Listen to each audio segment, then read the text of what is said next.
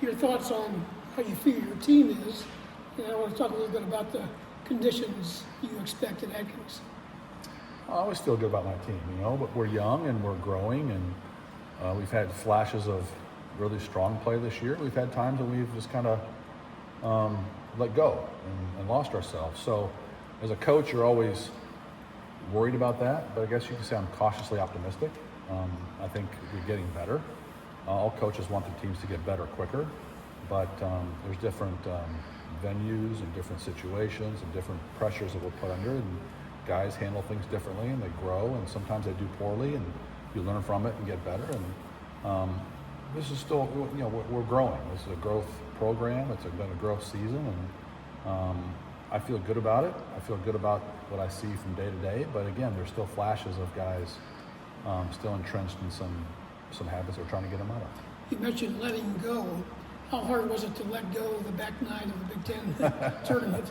Well, it was kind of a slow death is what it was, watching it, but trying to help the guys and get through it. But anybody that's been around golf knows that when you get on those slides, it's kind of hard. It's very hard to stop the momentum. Momentum is a big deal in golf.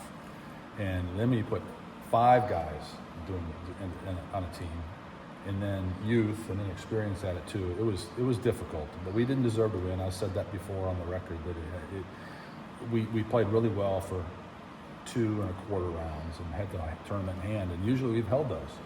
But again, this team is different. We got some youth, we got a lot of things going on in the program, guys, different parts of their growth and their careers that, games ebb and flow, and for some reason we just didn't finish it off. Now the conditions were very difficult, the course was very difficult, and I said it, if you get going sideways on that golf course in those conditions with a lead, and you see the lead diminishing and falling, golfers, especially young golfers, always think things are worse than they are.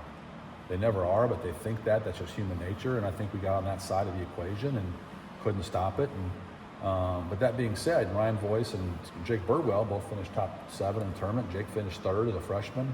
A lot of positives, but we got some really good players that didn't play well, and that's unfortunately what happens in athletics. It happens in sports. You go in there 18 teams in a power conference, you finish 2nd again. It's not the end of the world, but it's not what we wanted. But the tournament, yes, the tournament was at hand, and we wish we could have handled it better and closed it out. But we'll learn from it, and we'll hopefully get better this week. Do you feel like you guys have put it behind you and the guys are over it and past it at this point? I would hope so, but I know the guys took it pretty hard, and it may take them a while. I don't know. Hopefully they did. We preach that they have to get up above and beyond and past it, but that's athletics. That's life. We've all had bad days at work, haven't we? We've all had bad days that we don't want to remember, but they stick with us for a while, and time heals all wounds. And but again, it's not like we went there and finished 8th. We played solid, had a chance to win, put ourselves in position to win, and didn't happen. But people have grown to know our program through our record for 15 years. And usually we close those out, and it didn't happen. But 1 shot's a lot in golf. It's a big deal, and take the positives from it and move on. We have to.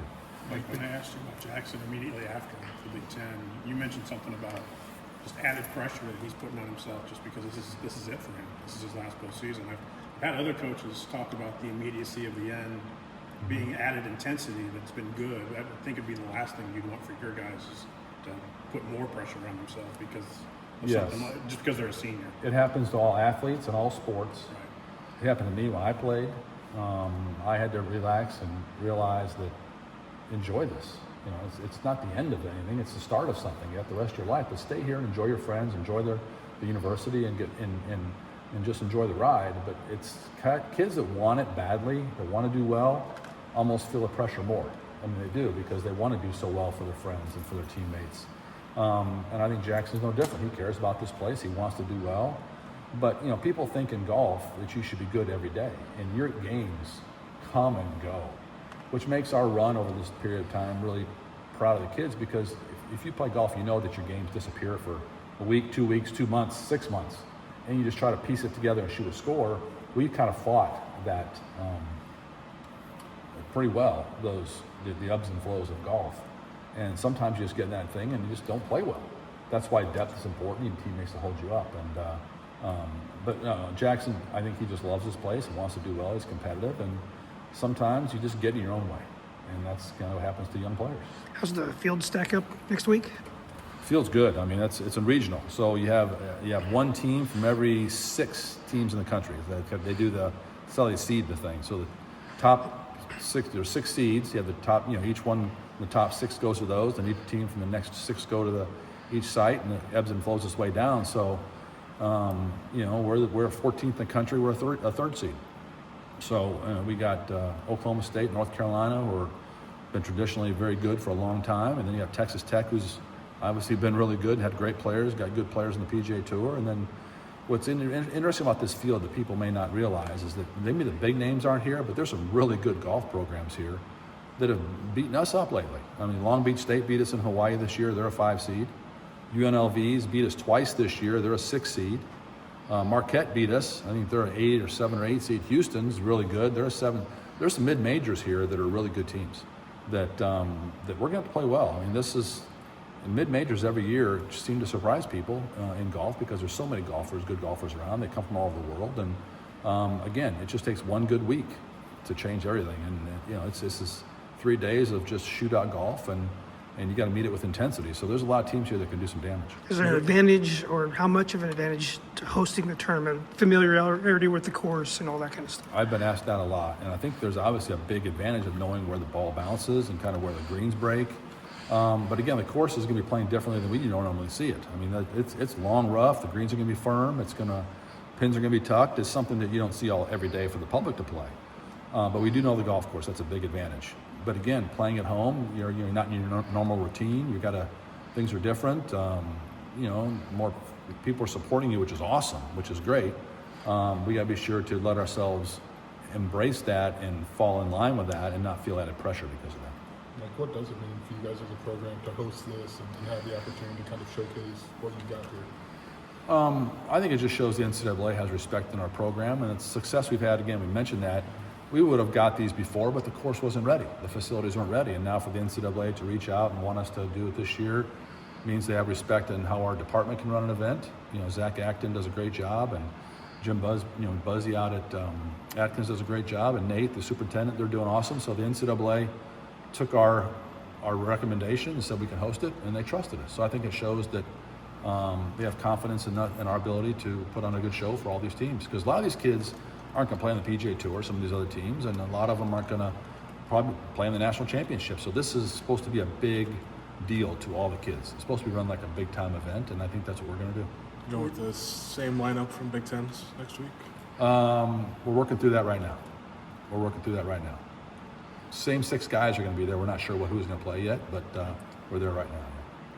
Unrelated, but were you pretty impressed with what Jake did, especially on that last day, Big Tens? Yes, Jake has been playing really well lately, and we recruited him because we thought he could be really good, and you just don't know when things happen. Some kids come in their first tournament, first semester, and they play great, and some guys wait till the 3rd or 4th year, and it's just golf. It's evolution of the mind and the emotions and the physical maturation. And Jake really started playing well a couple weeks ago, which we believed he could do, and we're going to need him to keep playing like that.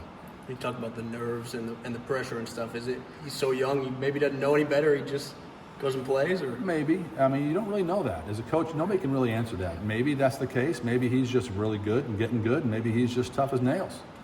The more body of work you produce, the more results you have, then you can start formulating that hypothesis or that feeling about it. But he's just he's good, and you don't know when guys are going to keep getting better. You don't know when they're going to level off. You don't know when their confidence is going to shoot through the moon and they can be a U.S. Open winner. You don't know when they can lose their confidence and just never improve. You just don't know. Golf is so fleeting, and that's, again, I think what makes consistency in this game really unique.